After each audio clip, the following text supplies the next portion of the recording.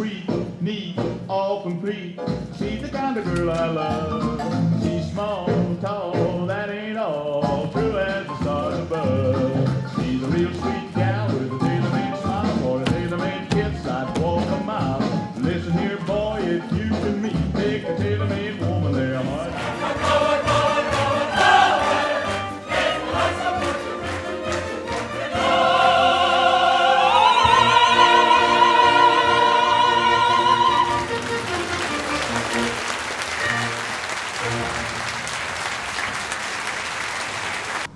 8 mei ziet u het Ledel-theater in Oostburg. Daar treedt vanavond Zoma op, met het stuk Candide en zijn Zeeuwen. Wij zijn uitgenodigd door Zoma om een kijkje te komen nemen. Moet u nog een lekker snoepje? Snoepje van de week. Ja? Van Melle. Van Melle.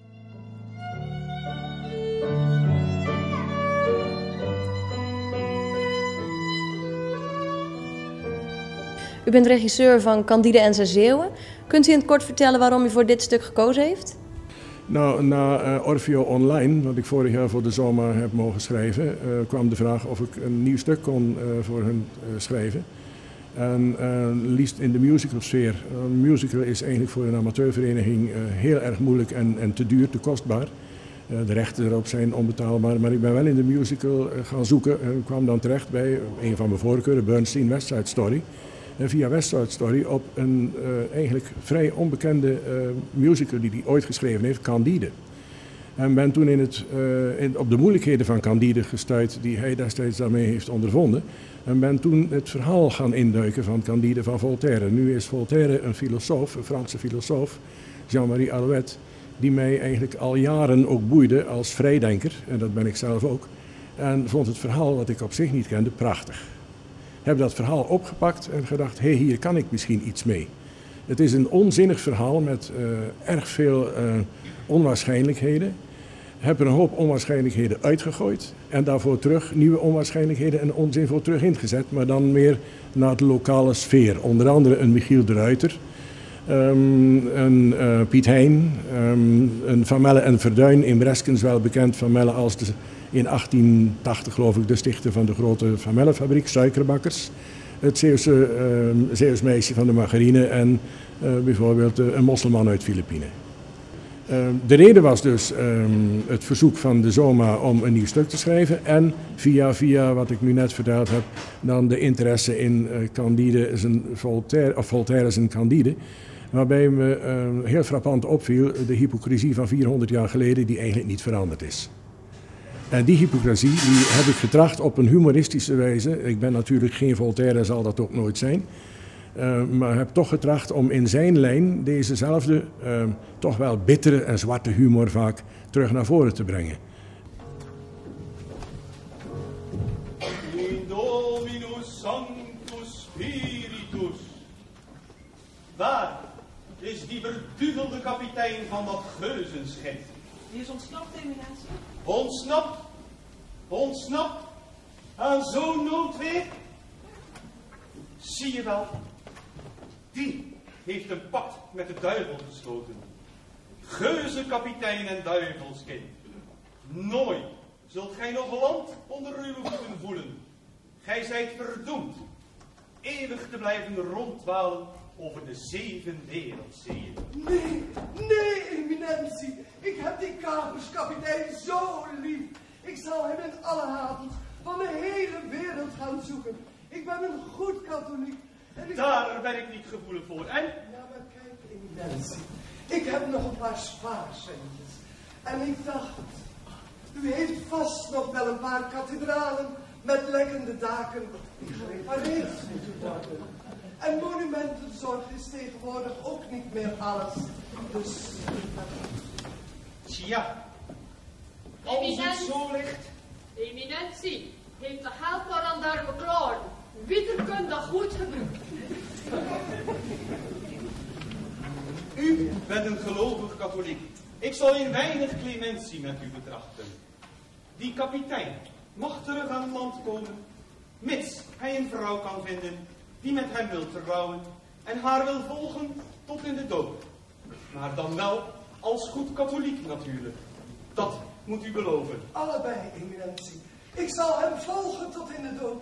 En ik zal hem trouw lid maken van de Roomse broederschap van kaperskapitein. Dat beloof ik u, eminentie. Candide is een jongeling, een Westfaalse jongeling, die opgevoed wordt bij zijn oom op een kasteel, een baron. Samen met zijn nichtje, Cunegonde, een dienstmeisje, Racletje, is er nog aanwezig. Een leraar heeft hij, dokter Warbel, bij Voltaire Pangloss. Ik vond het geen mooie naam, Warbel van de Kleuker.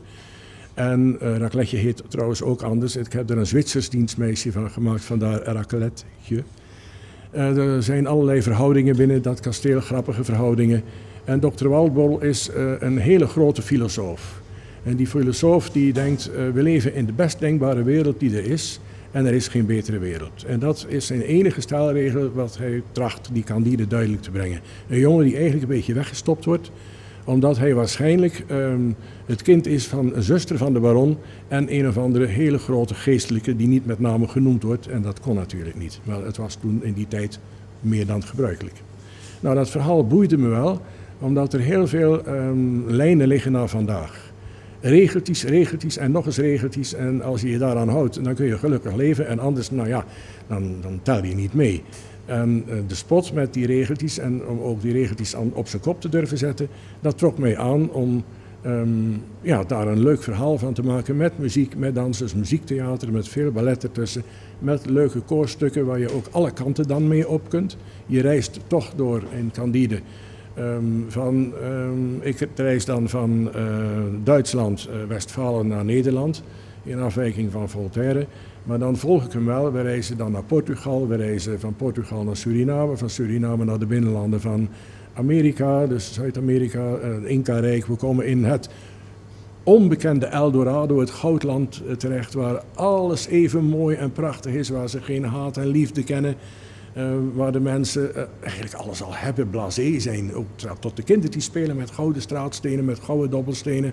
Hebben snoep zoveel ze willen enzovoort. Uiteindelijk, na allerlei verwikkelingen, reizen ze terug met een schip van Piet Hein en komen dan terecht in Ierland, in een roversnest. Want die jongen die heeft helemaal geen zin meer om terug te keren naar Nederland, want dan moet hij 50% van zijn schatten van de zilvervloot afstaan aan de regering. En hij zegt domweg, jongens, ik ben kaperkapitein geworden, weten jullie het verschil tussen een kaperkapitein met zo'n briefje van de regering of eentje zonder? Nou, het verschil is dat hij alles zelf mag houden. En die ander krijgt een standbeeld voor eeuwig, van wat gaat roesten.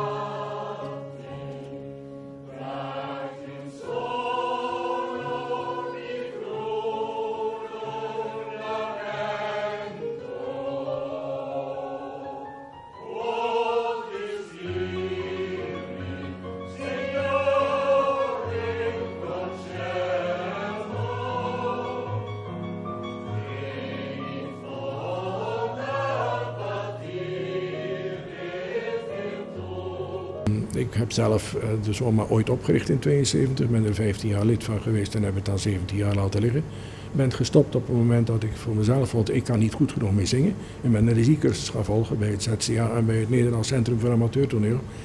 Maar specifiek gericht op het werken met amateurs. Dus de amateurs nooit meer laten doen dan ze zelf kunnen, wat ze in zich hebben. En nooit meer, want dan maak je ze belachelijk voor zichzelf en voor het publiek. Proberen uit te vinden wat kunnen ze en dat is het maximum. En daar iets moois mee maken. Men verwacht een leuke operette met leuke duetten. Nou, dat is het dus niet. En dit stuk is nog wat... dit is een keihard stuk op sommige punten met keiharde kritiek. Waarvan op een bepaald moment ook de koorleden zeiden, een aantal dames, ja, maar Peter kan dit wel. Er komt een historisch figuur in, Suzanne Duplessis, die heb ik erin gehaald, omdat we bij Voltaire komt ook in Suriname terecht en hekelt de slavenhandel. Ik haal daarbij Suzanne Duplessis, een bekende Terneuzense, althans van oorsprong Terneuzense hugenote, die enorm bekend was of berucht was in Suriname als grootste slavenhandelaarster en plantage-eigenaresse. En die laat ik dingen vertellen die je zo op internet kunt terughalen. Dat is niet van mezelf en ik laat ze ook keihard zeggen. Ik regel dit wel even. Eminentie, Suzanne Duplessis. Hoeveel vraagt u voor die handel? Suzanne Duplessis? De Suzanne Duplessis? Ja, dat is de naam. Maar wat bedoel je met de? Nou, gij zijt toch die vrouw die een kind afpakt en het net zo lang met het hoofd onder water houdt tot het stil is? Dat klopt. Trouwens, ik had koppijn. En ik heb die baby aan die zwarte snol, Aida, teruggegeven. Ja, maar wel dood. Maar wel stil. Dat kind was toch een paar dagen later gestorven. Het was ziek. En slavenkinderen die ziekelijk zijn, die kunnen niet hard genoeg werken. En die brengen later in de verkoop verder ook niks meer op. Uw hand is afgekapt. Afgekapt, dat maar goed hoor. Er zit geen leven meer in. Alles is weg. En dat heb ik. Het is haar schuld. Zij heeft dat. Ik heb het gedaan. Waarom doet u zoiets verschrikkelijks? Nou, dan moeten ze niet weglopen en ze moeten hard werken. Vandaar. Nou, Wie niet luistert moet voelen, hè? Ik kwam met 2 vingers tussen de mangel van de molen in haar suikerplantage. Waar ze de suiker heel duur verkopen en wij krijgen maar heel weinig. En toen heeft ze met de rest van de vingers ook af laten hakken, want die had ik toch niet meer nodig, zei ze. En met het stompje kon ik nog mosterd malen in de vijzel. Ja, zo werkt dat bij haar. Wat een triest bestaan. Oh, dat is verschrikkelijk. Ja, we zijn ermee aan hoor. Ik heb me ergens ingestort. Het leven is niet altijd even vrolijk hoor. Het is geschiedenis. Oh ja. Het is geschiedenis. Ja, het is inderdaad geschiedenis. Ja. Hoe ver is het waar, denkt u? Ja, de grote feiten wel, ja. Dus datgene wat ik dus op toneel zeg, dat is dus gebaseerd op waarheid. Ja. Vindt u het moeilijk om zo rond te lopen op het podium? Nou, weet je wat het is? Het motto eigenlijk in het hele theaterstuk is dat mensen leven is gewoon de schijn eigenlijk en zich verbergen achter tal van maskers. Dus ik laat het publiek na of ik dus op het toneel wel of geen masker draag. Want kunt u iets vertellen over de rol die u speelt? Nou, dat is Suzanne Duplessis, is dus een slavenhandelaarster zeg maar, uit Suriname. En die was heel beroemd en berucht. Ja, dus heel streng. Ja, dat hebben we net gezien. Ik ben het slachtoffer daarvan. Ja. Eerlijk waar. Ja, zo gaat dat hè. En in die tijd, ja, we hadden niks te zeggen. En nu nog niet veel hoor, met haar erbij. Nee, dat is echt, de geschiedenis herhaalt zich. Vanavond op het podium hier. Maar ja, goddank duurt het is theater en het blijft theater. Dus ik hoop dat het weer snel aangroeit hierna. Wat voor rol heeft u? Kunt u daar iets over vertellen? Ik heb de rol van Michiel de Ruiter, van Piet Gein en van Willem van der Decken. 3 Nederlandse scheepshelden.